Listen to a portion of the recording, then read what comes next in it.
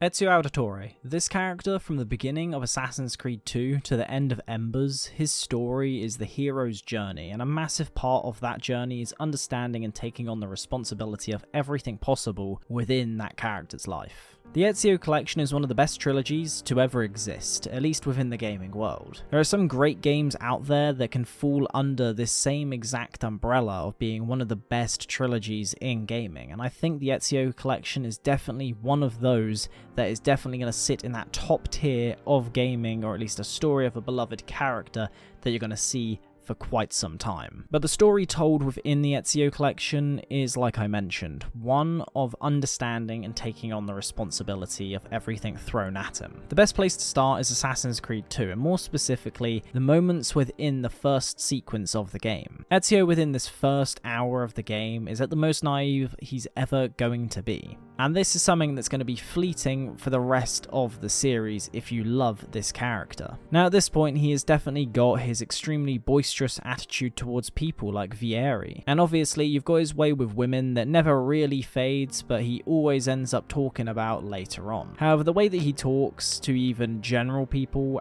and women within this game changes from the first chapter of this game all the way through to the end of Revelations. Now I think we all know which is the first big step in this entire escalation of his character, which is his brothers and his father dying right in front of him. This is probably one of the biggest catalysts that could have forced him into taking on responsibility that he didn't want to, especially at the time of history that this game is set in, for a man within his family. At this point, he was the only man in his family left. He had to save the people that he had left, like his mother, who was just completely terrified and didn't know how to react to things and was completely emotionally not there. This forces him to grow up and take on the responsibilities. However, this wasn't the full shift in my opinion. This was simply more of a diversion. But the cliff he ends up falling down in terms of taking on responsibility, in my opinion, doesn't truly fully start, or at least come into full stance, until he loses Mario in Brotherhood. During the second game, he's completely fueled by revenge. He wants revenge for everything that's gone on in his life. And even when he's got his mother and sister to safety, he seems like he just kind of wants to take a backseat and go back to his boisterous ways. But once Mario ends up teaching him a lot more about what it means to be an assassin, and also respecting the people that he's going after and killing, like his arch rival growing up, he ends up starting to become an actual man and a character that he was meant to be. He ends up becoming the master assassin Ezio Auditore. You have many others within the Brotherhood who add up multiple parts of Ezio's character and train him into becoming the person that he is and the assassin that he is. But during the second game, he believes really that he's the only one fighting this fight, and it's all for revenge. But everything that ends up getting taught to him within the second game leads you to the idea of his character, which is taking on responsibility for everything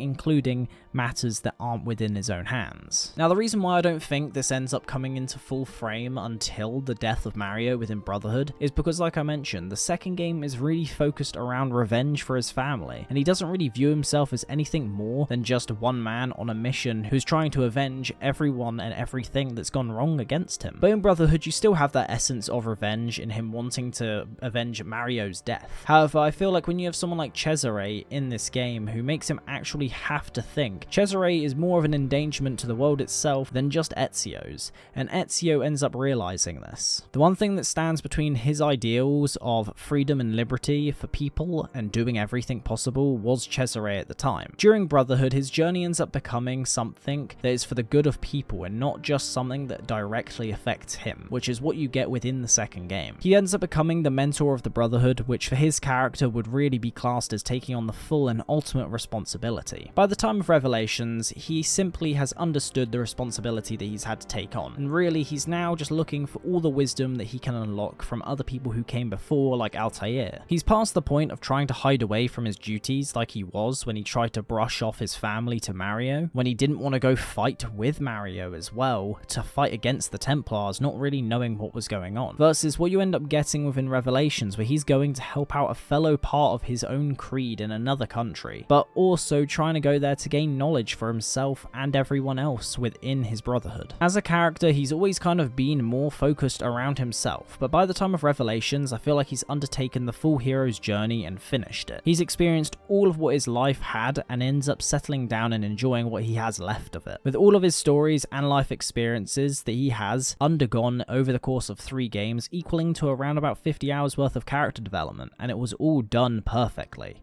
or very close to perfect. The Ezio collection, to me, is a story about understanding and taking on the responsibility of life, and I feel like you end up getting that a lot more throughout the game, more and more that you look into the overarching story being told. That's everything that I have to say about the Ezio collection, really. I've made a critique, well, video essay sort of thing about the Ezio collection, so if you did want to watch that, you can go ahead. It's in the main set of my channel video essays. But yeah, with that being said, I'll see you guys in the next one, and have a good one.